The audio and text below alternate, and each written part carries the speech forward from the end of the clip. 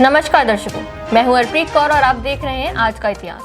22 सितंबर एक ऐसा दिन जिसे दुनिया भर में कई यादगार घटनाओं और उत्सवों के लिए जाना जाता है। तो आइए चलते हैं सफर पर और जानते हैं इस दिन के इतिहास की कुछ खास बातें। शुरुआत करते हैं सन 1970 के दशक से। 22 सितंबर को दुनिया भर में हॉबिट डे मनाया जाता है।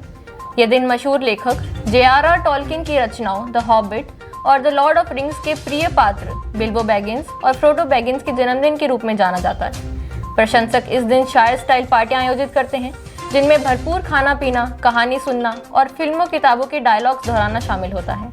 यह दिन केवल काल्पनिक किरदारों का जन्मदिन नहीं, बल्कि टॉल्किन की अनोखी साहित्यिक विरासत और उनकी रचनात्मक कल्पना शक्ति को सम्मान देने का अवसर भी है। अब बढ़ते हैं सन 1993 की ओर।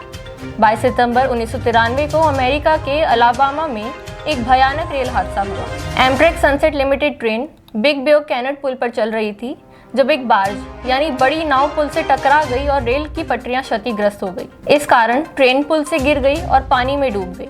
हादसे में 47 लोग मारे गए और 103 लोग घायल हुए।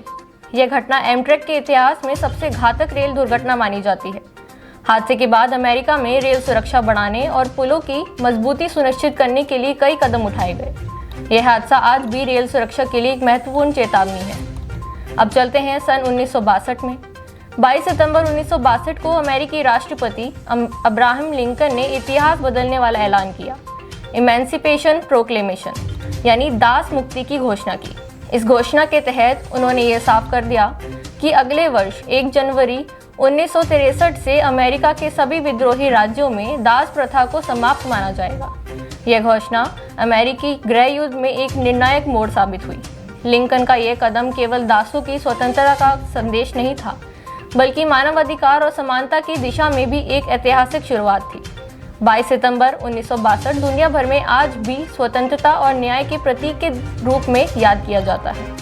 तो दोस्तों, यही था 22 सितंबर का इतिहास, जो हमें कल्पना, साहस और इंसानियत की सीख देता है।